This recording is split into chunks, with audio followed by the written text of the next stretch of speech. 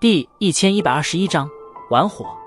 见到萧炎，居然还真的应下了赌约，即便是曹丹，都是忍不住的一怔，旋即一抹冷笑，忍不住的在脸庞上扩大开来。果然有胆量。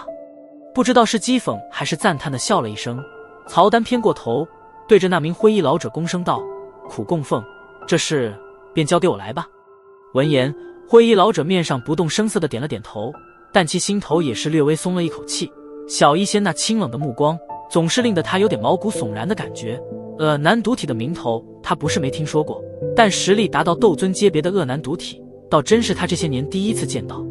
都退开吧。见到灰衣老人后退，曹丹转身对着其后的众人挥了挥手，那群人也顿时连忙退散而开，立刻便是在这前院中留出了一片空地。萧炎先生，